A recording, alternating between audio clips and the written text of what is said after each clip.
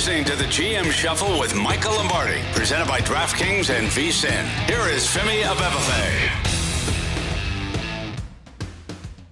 Welcome to another edition of the GM Shuffle with Michael Lombardi, presented by DraftKings and VSiN. I'm your host, Femi Abebefe. As always, make sure to subscribe, rate, and review wherever you get your podcasts. Our producer, Elliot Bowman, with us on the ones and twos, and we got a fun episode for you guys here planned on the GM Shuffle. Blue Chips, Red Chips continues, talking running backs. This position has been in the news all throughout the offseason, and we have some timely news this morning to discuss with the running backs. Josh Jacobs, of course, signing with the Raiders, and now some new development in the Jonathan Taylor case. We'll also get to the rookie quarterback starting in week one after C.J. Stroud was announced as the starter last night at the conclusion of the preseason. But we have to begin with the trade that was made in the GM Shuffle time machine. This thing was just tailor-made for us, Michael Lombardi. Trey Lance now going to the Dallas Cowboys.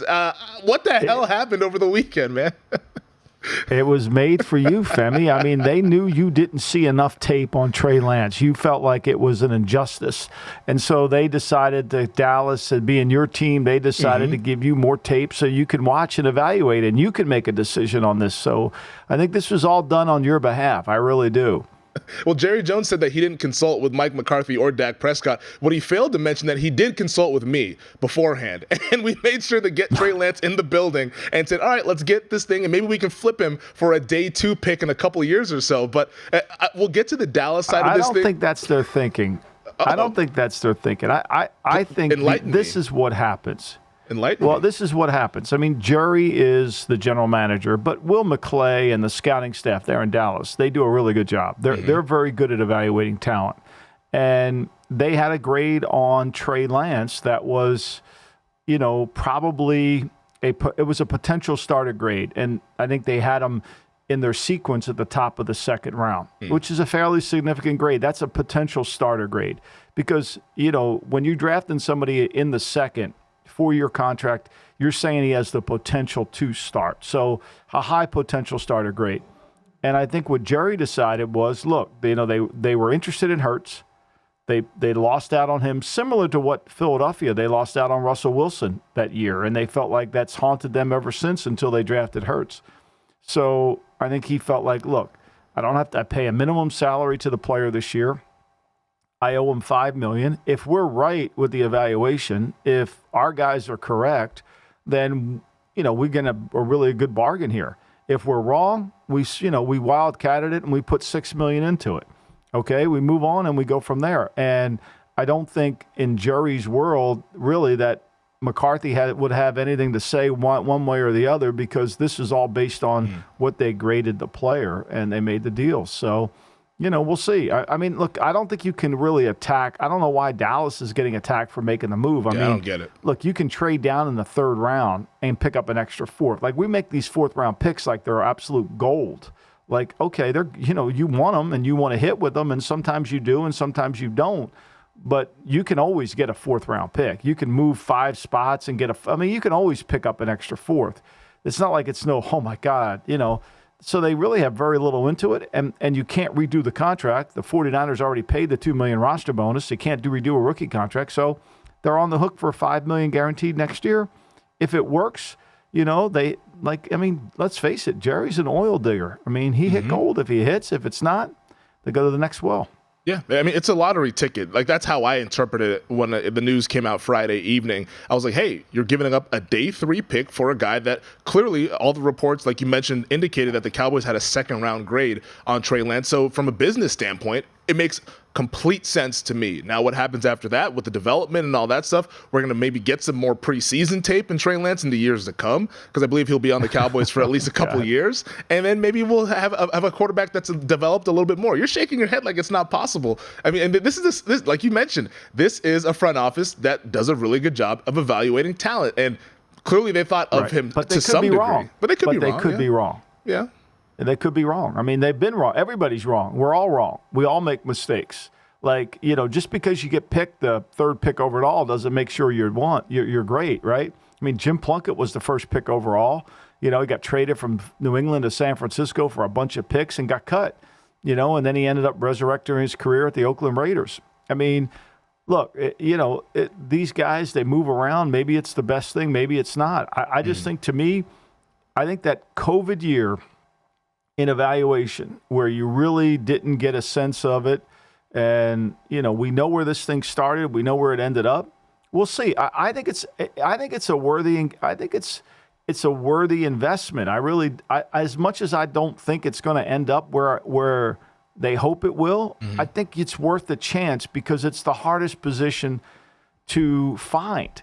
And the more darts you throw at the wall, if you will, the more calculated opportunities you take based on intelligence that you have, the better chance you have to hit.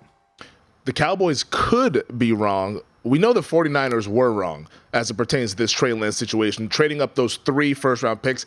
And we talked about this on Thursday's podcast, and I said, hey, this goes down as probably one of the worst trades ever now that he's QB3. I think this puts the bow on that. Like this trade, giving up all those draft picks, and you can't harp on the resources and all that stuff, but that's still significant resources, and it didn't cloud what they did now. But just looking back on what happened in that draft in the lead-up, it's close to being as disastrous a trade as you'll ever see in the NFL. Well, I think this, I broke that in my new book coming out September 5th, shameless plug. I talk about how trades are actually made, right? And I break down all the trades. And one of the areas where you make a mistake is when you put your eyes on only one target. I got to have that guy. We got to get that guy. And this was a little different because I think I know there was a difference of opinion within the building, right? The building said, Lance is athletic. We could really do some wonderful things with him. Kyle was like, I like Mac Jones. He's Matt Schaub. He's going to be just like him. I know I could get him, that kind of thing. And, and they went ahead with it. And I think to me, the more they allowed the 49ers to convince themselves that this was the guy, when you're trying to convince yourself, then you have a problem. I listened to the Colts broadcast the other day, and Jim Irsay came on and said that they would have picked Anthony Richardson the first pick overall if they had the first pick. Now, I don't believe that, but to me, that's the kind of conviction you need when you trade up. That's what you need. I don't believe that to be true. But what he said was the way you have to approach it. Like when you trade up to 3, you can't be wondering or you can't be convinced. You got to know, like, I'm getting that guy. I want that guy on my team. And I think that the longer it went, the less certainty it became. And, all the Twitter experts got involved, and all of a sudden you had this, you can't trade up for Mac Jones. You got to pick Trey Lance. Well, we'll see how that worked out. Well, and that's where I think we need to go deeper into is that from a process standpoint and team building, going up there and giving up all those assets and then while still having this debate, like to me, it feels like the debate should have been settled prior to making the move to go up to number 3. It sounds like that's kind of what you're saying as well, like letting the outside noise factor in. And also when you mean the 49ers, I think you're talking about Adam Peters and John Lynch being able to convince Kyle Shanahan that Lance was the guy. But like, I feel like all of that noise and all that conversation should have been settled prior to making the move. And then when you make the move, it's all right, here's our guy. And like barring some unforeseen circumstance happening, that's who we're going to select with the 3rd overall pick. Like, I don't know why there was such a debate after the fact. Well, I think what happened was they moved up. Kyle had his eyes on Mac Jones, and he said, okay, I'll keep an open mind on Trey Lance. And I don't think he realized the onslaught internally and externally that was going to come. It takes a lot of balls to have a conviction. You got to, I've said this before. I wrote about it in Gridiron Genius. Walsh, we're in 711 Nevada Street, old building, 2 stories. You couldn't move. No coach had his own office. We're cramped in there. He comes down to the scouting room. I'm an intern. I'm his slappy. And he says, hey, round the coaches up. We got to have a meeting. So I go to everybody's office. I said, Coach wants to have a meeting back in the quarterback room. And it was kind of a room. It had 2 desks in there. Holmgren was in there, Bob McKittrick, and then there was a back room. And so we all line up in there. I don't know why we didn't go to the conference room. And so Walsh walks in and says, look, I got a chance to take a trade for Steve Young. It's going to take, I think, a 4th-round pick, and it's going to take Eddie DeBartolo's money. What's everybody's thing? Anybody in favor of this? Nobody raised their hand. Okay. Walsh got pissed off. Michael, come here. We leave the room. He says, these guys don't know what the fuck they're talking about. He's due in the airport at X amount of time, pick him up. And I go pick him up. And when I bring him in the building, everybody's like, "Oh my God, he's wearing cowboy boots. He's too short. Look, he's trying to wear cowboy boots to make him seem taller." It was like everybody was against it. And it's not fair to be critical of the coaches who are against it because they loved Joe. They didn't want any competition for Joe, right? They were going to protect Joe's turf. But Walsh wasn't going to listen to what they said. He knew they had an agenda. And I relayed that story to Kyle. I told him that story when he was going through the process of talking about who he's going to pick, Mac Jones or that. And I think he just got himself into a situation where maybe he was convinced. Maybe he was completely convinced. But I just know his father and his instincts when it comes to quarterbacks are pretty good. Well, now they've kind of made a decision, and they're showing some conviction now with this, and we'll have this conversation more on the other side as well. But by trading Trey Lance, obviously at the early point of this offseason, like right in March, they said Brock Purdy's going to be our starting quarterback. And they went ahead and signed Sam Darnold as an insurance policy with Brock Purdy coming off of the elbow surgery. If this thing doesn't work out with Brock Purdy and he turns into the pumpkin and the clock strikes midnight and Sam Darnold remains the turnover-prone quarterback that he's been in his career, the pressure cooker is going to heat up here for Kyle Shanahan and John Lynch and the whole brass over there in San Francisco. Yeah, but Femi, Lance wasn't going to save him out of that. It was only going to give him credit for making the move that they made. I mean, they actually got rid of. They made a decision. I mean, they thoroughly vetted Lance, and they decided that's not where we're going. Now, the Purdy's better. Maybe Purdy does. Maybe Cinderella's slipper doesn't fit. I don't know. Maybe he reverts back. But they've made it. Like, there's no sense in this. They made the call. They watched the tape. They've seen them. I told you this 2 weeks before it was going to happen. I think most GM Shuffler listeners want to know is, when do you buy your Trey Lance jersey? I don't think they're selling those things yet. At least not yet. Oh, they're selling them. Jerry's going to sell them. I mean, I just can't wait for you to come in one day with that. I can't wait for that. I mean, how am I going to be excited about the guy? It's going to be McCarthy's fault. When the kid doesn't play good, it's going to be McCarthy. McCarthy has no chance to win. I mean, the poor guy, he has no chance. We'll wrap up more on this Trey Lance Dallas thing on the other side. This is the GM Shuffle with Michael Lombardi.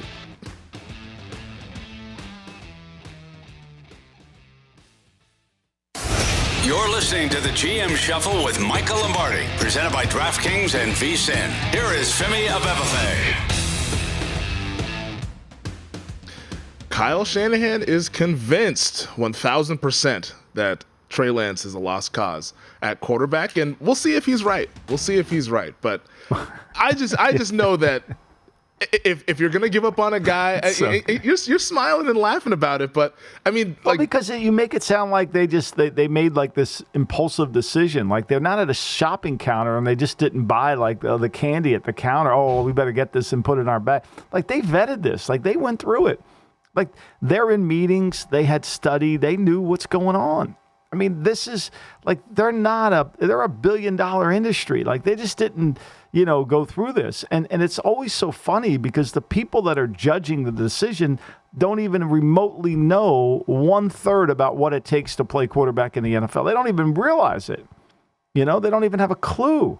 So you got basically the clueless evaluating the decision, and the information that Kyle's had. I mean, look, if anything, they probably waited too long. Like, I think waited too long. I've said this to you before. Yeah, I mean, after that Houston preseason game, it was over. When they had to bring Jimmy back after telling Jimmy we're trading him, and they had to bring Jimmy back, that was a pretty big admission. I mean, give the 49ers credit in this thing. They have admitted, and I think it's a tribute to their organization, that they've admitted they've made a mistake. And that is the greatest thing you can do, because we all make them. It's when you kind of cling to them and you won't let them go. That's where you get into trouble. Look, they're not the only franchise. I mean, I wrote about it in my new book. I mean, the Green Bay Packers trade for John Hadle and give up a 1 and a 2. I mean, they give up, Minnesota trades for Herschel Walker and gives up the ranch. I mean, teams have made this, but when you hang on to them, it compounds the problem. And I know you need to see more. I know that. I understand that. Yeah. And, well, you mentioned that teams move on. Yeah, teams move on all the time. But we talked about the stat from Thursday that Trey Lance is the first top 5 pick to only play in 8 games with the team that drafted him. That's the fewest amount of games in the common draft era, which dates all the way back to 1967. Shows you how far away it really is, Femi. Apparently Shanahan just needs one rep. He couldn't get from practice to the field. He couldn't get from practice to the game. That shows you how far away he is. In fairness to the kid. And look, I think this thing serves 2 purposes. It takes the cloud away from the Niners. There's no more because I've never seen a team that's as good as the 49ers that was dominated by who's going to be the backup quarterback. Like, it's an obsession. And those players in the locker room, do you think they wanted to keep hearing about Trey Lance? Are you kidding me? I mean, they're probably walking around the room saying, this dude isn't going to play for us, and all they want to do is talk about him. Like, how about talking about the players that are here? Yeah. Or maybe the players who aren't there, meaning Nick Bosa. When we start asking questions about that. They should be. Yeah, they got 2 weeks to get him signed. I'm sure they will. Yeah. The sample size argument for me is just that I don't think it's enough to make a decision like that. They clearly think it's enough. My opinion doesn't matter. Their opinion is the one that counts. They traded him. But I find it hard to believe, and maybe I'm the fool here, but I find it hard to believe that in just 8 games featured and 4 starts, you can 100% have conviction that a guy can't play. Like, that's just where I'm coming from. Well, it's not 8 games. Count how many days he's been in the building. That's the evaluation. He's been hurt half the time, though. Last year, you got to. It's like you got to pass tests to get to the next test. Last year, they don't just give you that. But he wasn't practicing last year. So like, you talk about the practice film. Where are the reps when his ankle was hurt? Last summer. Well, that was because he got hurt. He was practicing last summer. He practiced before that Bears game. You watched that? Yeah. He practiced in that preseason game before the 49 before in the preseason. You watched that with Lovie Smith's defense. You watched that. So I guess a year and change worth of practice and 4 starts is enough, I guess. All right. Well, hey, it's the Niners it's their prerogative. I think you can know. You'll know. I mean, this is the same rhetoric people use with Josh Rosen. Oh, you got to give him more time. How'd that work out? Well, how did it work out for the Buffalo Bills, who gave Josh Allen more time when he looked like a disaster in those first couple years? But Josh Allen went in there and started 11 games. Josh Allen went in there and started 11 games, and it was easy to identify. I mean, his first year in the league, he missed open receivers 25% of the time. Last year, he was down to 16%. You could see the improvement he needed to make. You could see it. You could see he helped them win games. You could see it. You couldn't see this. I mean, you said 11 games versus whatever. We've had the sample size discussion. Because he was able to play in them, Femi. I don't know what's so hard for you to understand.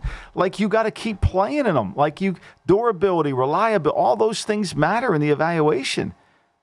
Like, okay, we're just going to leave you over here and you don't have to play, but when we get time to play the game, we'll put you in. Like, no. Like, you got to earn the right to play. You got to prove it. Like, that's what's going on this week here. You got to be able to prove that you can play in the league. You got to prove it. You can't stand up in front of the team and say, "Hey, I'm gonna put this guy in that they know he can't play." You can't fool that locker room. Do you hear one player coming out of San Francisco that's repeating the rhetoric that you're repeating? Of course you're not. They know. What do you think Jimmy Garoppolo said when he heard this? He's watched it. Give him true serum one day. One day you and I will go out with Jimmy, and we'll sit down and we'll have this conversation, long ago and far away. And we'll see what he has to say. No. Come on. We'll be at Esther's kitchen together. We'll go out and go to dinner. I hope so. I mean, I'll eat 17 loaves of bread in there, but at least we'll be there. The reason why I'm not giving the Niners credit. Let's go on to the next thing. I can't get this through you. I cannot. You want to give them credit. I'm not giving them credit when we knew he was a developmental guy and they didn't want to let him develop. Like that you don't get credit for me. Like, he didn't wake up and say, "Oh, I've never played again." Like you don't get credit for that. But let's move on to the running backs. They tried, Femi. They tried. Trust me. Well, all right. Jonathan Taylor, he's trying. He's trying to get a new contract, and we have now seen the deadline coming up tomorrow on the team-imposed deadline for him to seek a trade partner and get a new deal. Well, we've had a couple reports, and one of them coming from ESPN's Stephen Holder, who covers the team, and this was the tweet that he had just moments ago. I'm going to bring it up here. He said that Talks continue, and as expected, this will go down to the wire. One tidbit, I believe there'd be a second team involved beyond the Dolphins, which would certainly change the dynamics. That is from ESPN's Stephen Holder about 30 minutes ago. What's the latest here in this deal, and do you think that something gets done between now and tomorrow's deadline? It sounds to me like Stephen Holder's working for the agent, because I'm told by everybody that I talk to in the league that it's very, very quiet. There's not a lot going on here. There's not a big, first of all, let me put things in real perspective here. Nobody wants your problems. Nobody wants to trade for your problems. Your problems are your problems. They're documented. They're out there. Taylor didn't play well last year. Concern. Taylor's not a great pass protector. Concern. Taylor fumbled. Concern. Is he a good player? Great player. Runs the ball really well. But now you're asking me to take on this malcontent. You want me to you want me to pay the Colts to take on this malcontent, and then you want me to reward the player for coming off a shitty season. Okay? Coming off a shitty season, and you want me to reward him with a 15, 16, make him the highest paid running back in the league. I don't think that's not a long line of people lined up to sign up for that. Like, that's not like the Brown's Donuts on 2nd Street here in Ocean City at 7 o'clock. That line goes down the block. Like, that line ain't happening. It just ain't happening. So there's somebody putting this spin out there. I saw today Schefter said the Bears aren't involved. Were they ever? Like, I don't think Ballard's phone's ringing off the wall. I think the agent's telling people there's teams out there. But it seems really quiet to me. If this was as close as Holder has indicated, going back to Thursday, there would have been something done by now. Oh. But I don't get the sense. I think what's happening is the agent's probably telling teams, we'll wear Ballard down, we'll wear him down. We're going to be such a problem, he'll want nothing to do with us. Okay, great. But if you understand the league, that's one of the things Al Davis, when Gruden was always trying to get traded to another team, or, he's going to Ohio State, he was going to Notre Dame, he's going here, he was making it, everybody thought he was making it uncomfortable for Al. No, Al enjoyed being uncomfortable. He really likes it. He liked it. And in these situations, you have to enjoy being uncomfortable. Because if you get paranoid and you get reactionary, then they got you.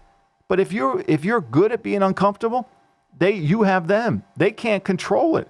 If I'm Ballard, I'm saying, look, Tuesday, 4 o'clock, you got nothing here? Okay, we'll see. When you're ready to take a physical and you think you could pass, we'd love to have you on the team. If not, here you'll be on PUP for 6 weeks. Here's your times to work out. Here's your times to come in to get rehab. We'll see you then, and in 6 weeks, we'll evaluate you. But for right now, why don't you stay away from the team? And let's see how this works next year, how long that line is to pay you $17 million after you've had 2 shitty seasons. We'll see how that works. I'll still get a compensatory third for you, because if you get this big contract, I got it. So the next time we do this podcast will be Thursday. Do you think we get the announcement that Jonathan Taylor's on PUP for the first 5 weeks of the season, or does he come back and come to some sort of an agreement with the Colts there on an extension that is a little bit less than what he was hoping for? Well, I think they sent him an olive branch. I mean, I think Jim Irsay tried to do that. We had Rick Venturi on the show the other day, and he even mentioned that. I think he'll end up on Tuesday's the day for PUP. They got to make a decision on PUP by tomorrow. I think he ends up on PUP. Like, the world's moving on without Jonathan Taylor. Like, that's what it's Irsay going to move on. Yeah. It's going to keep moving, man. And it's going to continue to move, because last year he was the 24th back in the National Football League in terms of statistical data, right? He had 3 fumbles. He didn't play played in 11 games, And so, look, would you want him on your team? Yeah, I'd like him on the team. However, I don't want a moody guy. I don't want a malcontent on my team. So life goes on. They'll find another back. There'll be a zillion backs cut. Look, Deontay Foreman, he was good he was good last year. Look at Tyler Algier. I bet you Atlanta will trade Tyler Algier for probably what? They got to get Bijan Robinson on the field. I mean, Algier had a hell of a season last year. He averaged almost 5 yards a carry. How can they keep playing him? Maybe they'll trade him on a rookie contract. Well, Arthur Smith loves Algier, so I think it might take a little bit more to go ahead and give him up. I used him as an example because to me, you're replaceable. You're good. We love you, but you're replaceable. Yeah. And to be honest, whether Taylor's elite or if he's bad, it's probably not going to help the Colts go ahead and get to the playoffs. Like, I don't think that's going to be the difference here for the Indianapolis Colts. They're going to need other factors to go ahead and ultimately be a good team as it pertains to this season. We'll continue the running back discussion because we got blue chips, red chips coming up, and the top guy is coming back for the silver and black. That's next.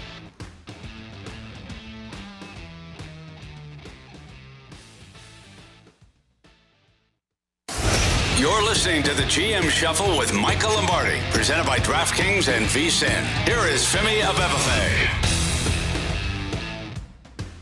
All right, we got the news over the weekend that Josh Jacobs and the Las Vegas Raiders have come to an agreement on a one-year contract worth up to $12 million, has a base salary of $11.8 million. And Michael, this is the first time in 30 years of the franchise tag that a player has gotten a one-year deal with a base value higher than what the tender is, the tender being $10.091 million for the running back. So Josh Jacobs, who we figured that the closer we got to the regular season, they'll come to some sort of an agreement. Either he'd sign the tender or they'd work something out like how the Giants did with Saquon Barkley. And here it is. Jacobs is back here for the silver and black, ready to go for week 1 of the regular season. Well, it just shows you not all negotiations have to be hostile, right? Look, Josh Jacobs has proven to them when they first came in, when the new regime, when Josh McDaniels and the new regime came in, they weren't sure about who Josh Jacobs was. Did he love football? What? Well, they found out that he's a competitor, loves the game, plays hurt, really talented, can do more in the passing game. I mean, they wanted to sign him. I mean, he's sitting in the car with Max Crosby thinking he's going to get an extension. And I think this contract's reflective of how they want to keep him on the team. Like, it doesn't have to be hostile. But when you want to change the market, from $12 million a year to 17 like Jonathan Taylor wants to do, then you're being unrealistic. Like, we can't find a way to meet in the middle. Like, look, there's a reason he's at $12 million because he's as good as, and we're going to find this out, we're going to do the blue chips next year. He's the best back in the league last year. He was the best back in the league, averaged 4.9 a carry, 97 yards a game, he 340 carries, started 17 games. He was great, right? Did everything he needed to do. Plus, I think they found out how good he really is in the passing game. His hands are excellent.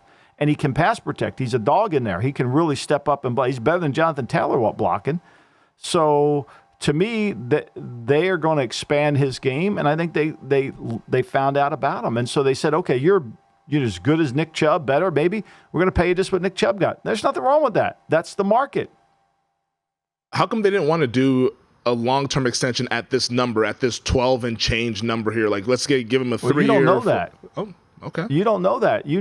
They obviously offered him a deal. Now, they said they weren't close. I mean, I know there's some Vegas reporters that said they weren't close. If they weren't close, what's he doing sitting in the car in the parking lot?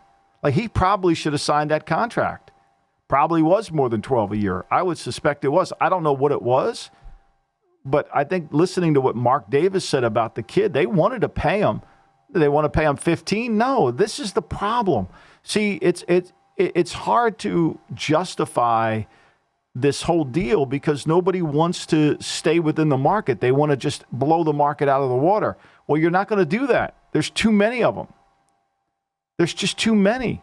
They want to pay you. They want to pay you 12, but you can't make the market. It's like you want to sell your house for $5 million and your neighborhood's selling every house for $3 million. You're not going to get it.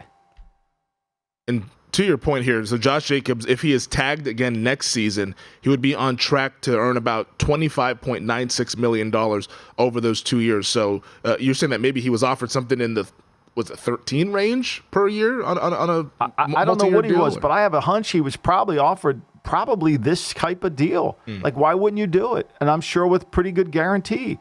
Look, Henry's a great player. He's at 12. Like, they're all right at 12 million. Yeah, McCaffrey's the exception. He's the outlier to the deals. Not a lot of guys are better than Nick Chubb. He's at 12 million a year. I think Jacobs had a better year than Chubb did last year. I think Chubb's great. I mean, the guy averaged 5 yards a carry. But when you look at it, Chubb was at almost 90 yards per game, and Jacobs was at 97 yards per game. I mean, that's a big difference. I mean, Jacobs carried the ball 38 more times. So is the McCaffrey deal, is that equivalent to what the Watson deal is for quarterbacks? Is that like where this is just like the owners and like the franchises are seeing this, hey, that is an outlier contract. That is not what the market is. This is actually what the market, because Watson, everybody was mad when he got the fully guaranteed deal. Nobody's been able to get up to that ever since he signed that. Is like the McCaffrey deal kind of the same for the running back position? Yeah, I think it is. And had he stayed at Carolina, it would have been a disaster. It wasn't working. Mm-hmm. It wasn't working because he needs to be the luxury item on the showroom. I mean, he's great at San Francisco because he's a positionless player. He can play in the slot. He can play in the backfield. It works in that offense. When he was the lead back, it don't work there. They got actually better when they traded him because they could give the ball to Foreman. They didn't have to run the offense through him. McCaffrey's not a guy you run the offense through. He accelerates the offense.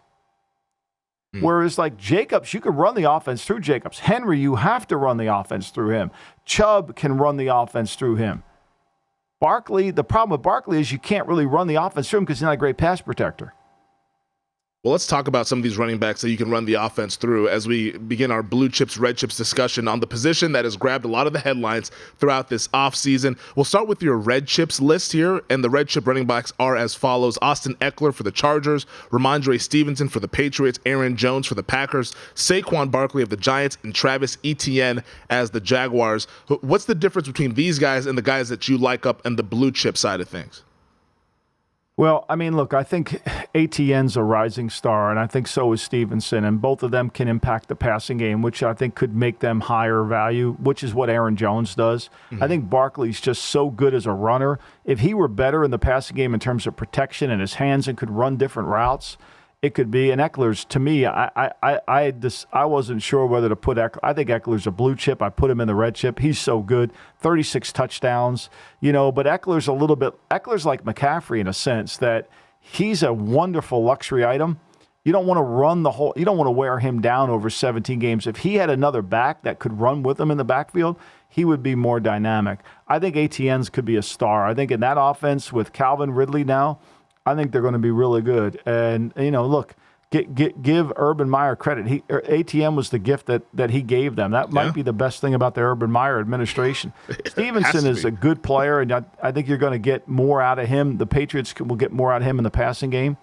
But to me, these blue chip guys were guys that I put McCaffrey in there because he just makes the game so difficult in terms of this offense that they run in San Francisco.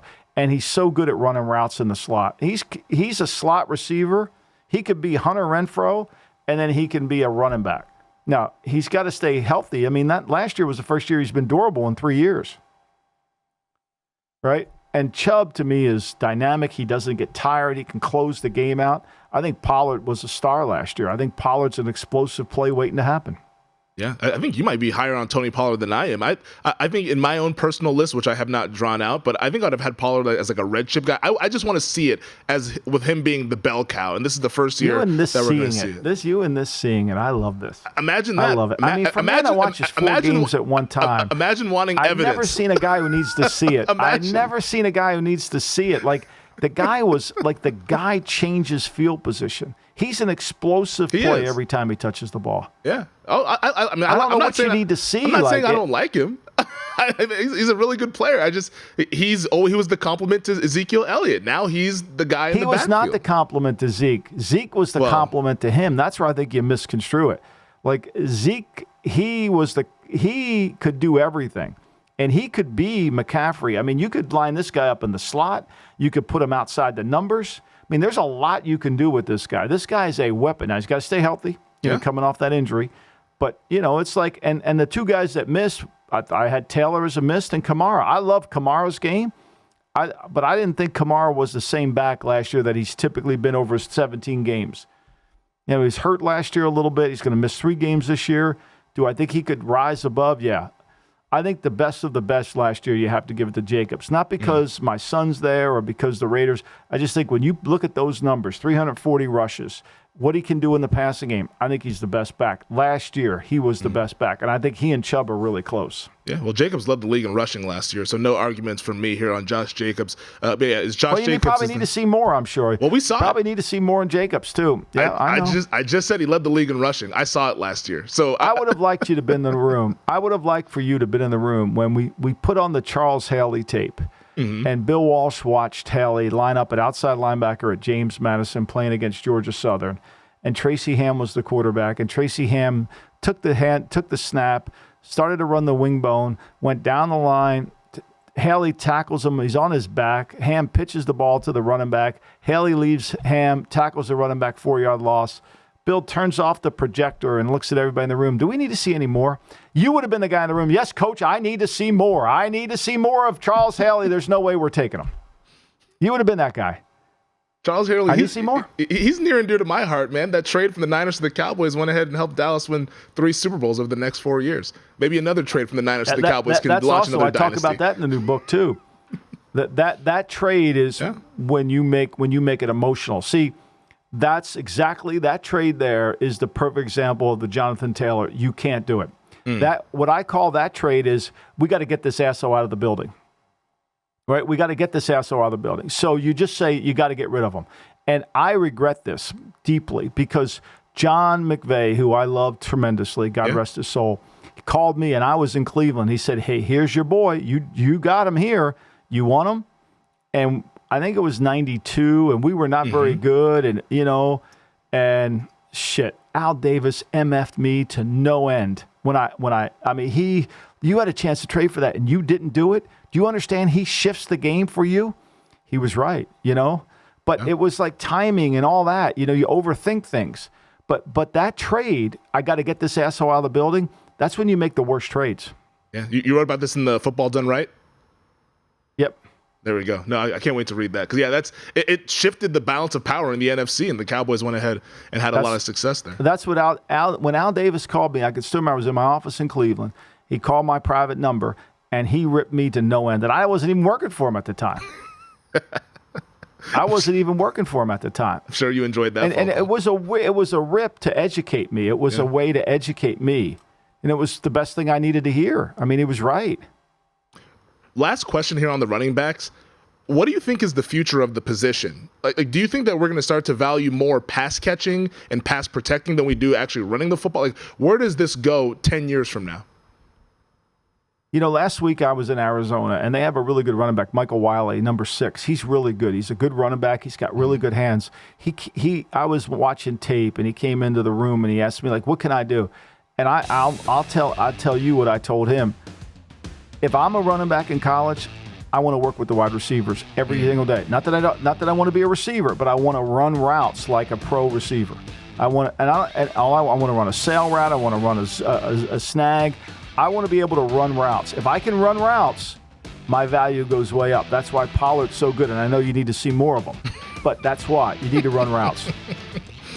We're going to see these rookie quarterbacks up and coming in week 1. We'll talk about it next.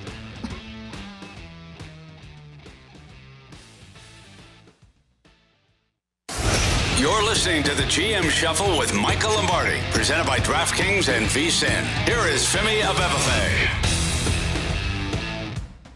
I thought that was an interesting point that you brought up there with the University of Arizona running back as we were heading to break. And maybe it's Bijan Robinson that looks like the future of the running back position because everybody lauded about his pass catching ability coming out of the University of Texas. And the Falcons plan to use him as a wide receiver and as a weapon that we've talked about all throughout the offseason. So I'm just interested to see how these running backs try to improve what their value is. And maybe it is in the passing game and running routes like wide receivers here.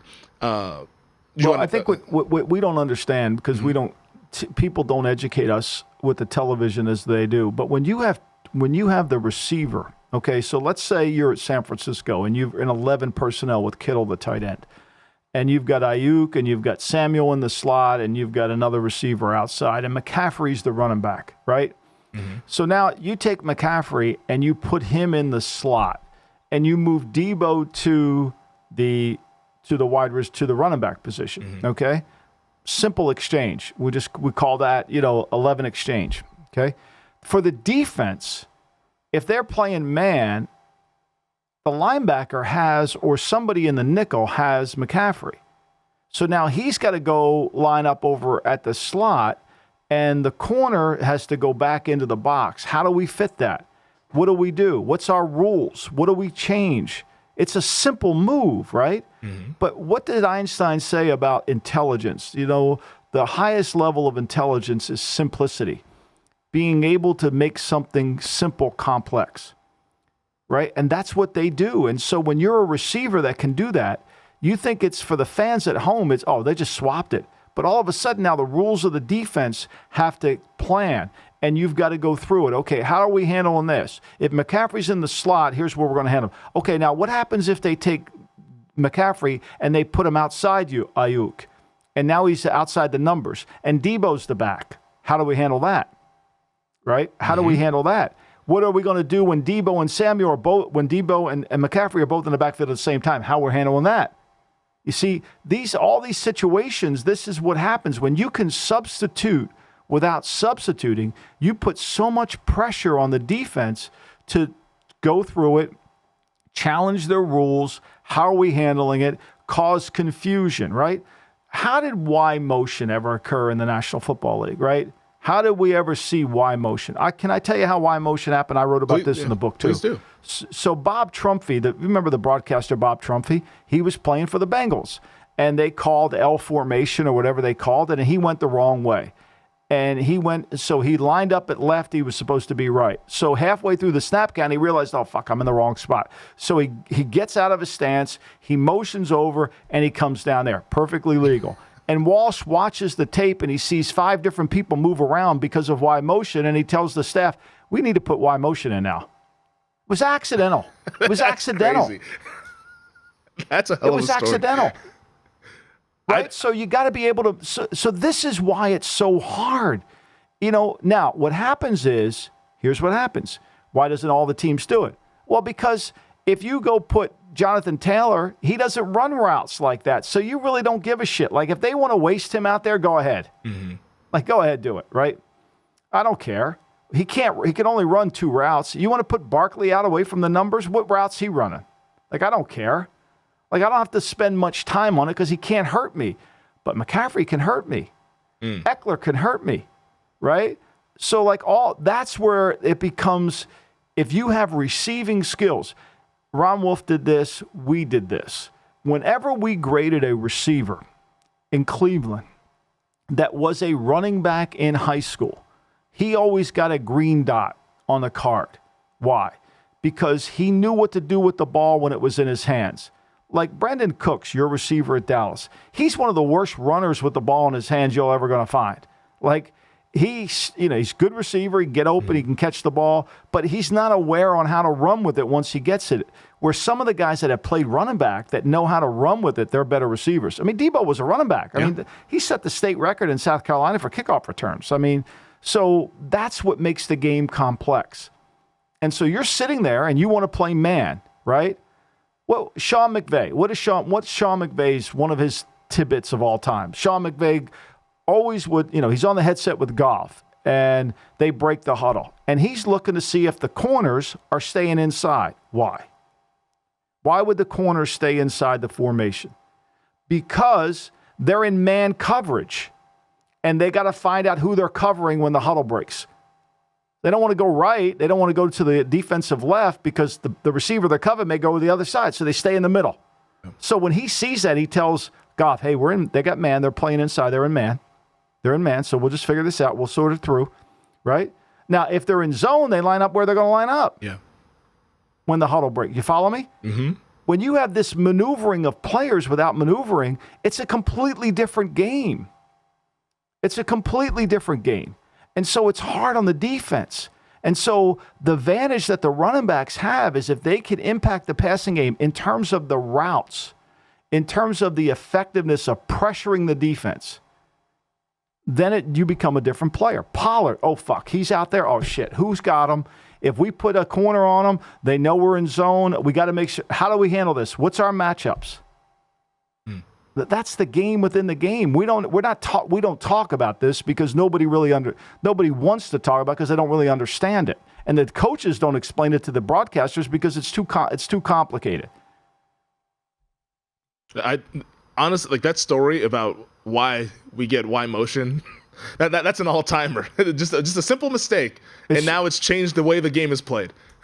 Like, you remember, I don't know if you remember this play, but there used to be, it was run a lot more. Norv Turner would run, the quarterback takes the snap from center, and he turns to his right like he's going to hand the ball off to the right side, but the back's running left, and they turn around and give it to the left, right? Yep. And so as soon as the quarterback opens up, the linebacker goes over the top, and so now the back can cut back. Well, that happened in practice one day. The quarterback took the wrong way, and they thought, oh, shit, that's pretty good. We got movement out of him. That's how shit's created in the NFL. Well, wait a minute, that works. I'll give you another one. Like they ran, there's a thing called voided screens. Green Bay ran one in the preseason game. What's a voided screen? A voided screen is you running a screen to the right, but the tight end is crossing or a receiver's crossing. So the quarterback knows that if they eat the screen up in man coverage and they're on it, he can throw the crosser.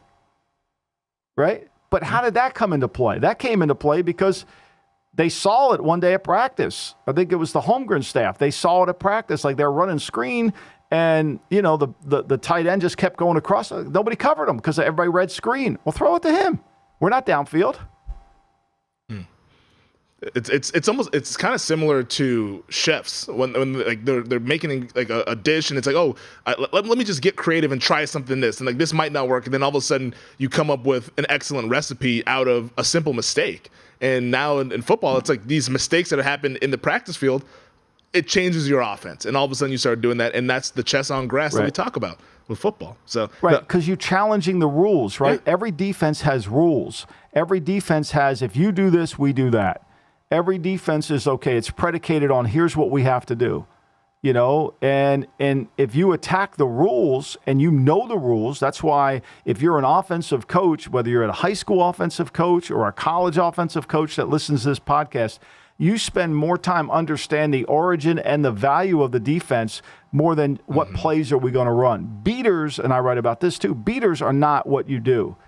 Beaters are just, that looks good on paper. Attacking the coverages, the schemes, that's how you move the ball effectively. That's what's going to happen when the Jets, if you block the Jets front, right, they're so simple in the back end because Salah's never really changed it, and they really don't have great rules within their system. So when you attack them, they run Pete Carroll's cover 3. You understand how to do it. It's a replacement. Once you clear and bring somebody through, that they don't have a guy for that guy. That's why New England, look at New England's numbers. Look at Josh McDaniels' numbers against the Pete Carroll 3. If you can block them up front. If you can't block them up front, Pete Carroll 3, so you're going to have a hard time. It's over. But if you can block them up front, why did we win 49? We won 49 because they got tired in the fourth quarter. We could move the ball. We scored 2 touchdowns in the fourth. You think about Josh McDaniels' offense against the Carroll 3 there. I mean, look at the Raiders-Niners game from last year. When you saw like the Niners defense was the number 1 defense in the league, Jarrett Stidham starting, and they absolutely moved the ball up and down the field in that game. And because he understands the origin of the defense. He understands how to attack it, and he knows what gives him. He knows. That's why the matchups of the coordinators are so important. Vic Fangio going against Kellen Moore, I mean, Kellen Moore and Staley, I saw today they were giving interviews. I saw a video of them, all that, talking about it. Like that's really just more fuel for Vic. He's going to watch that. Before we wrap up here, obviously, we want to acknowledge, of course, C.J. Stroud can be the starting quarterback week 1 for the Houston Texans. We figured that was going to happen, so all 3 of those rookies who went in the first round are going to start. But in the last couple minutes here, what are teams doing right now? Because the cut-down day is tomorrow. That is Tuesday. I believe it's 4 o'clock Eastern, 1 o'clock Pacific time when teams have to declare their 53. What are teams doing right now in the lead-up to that now that the preseason games are over?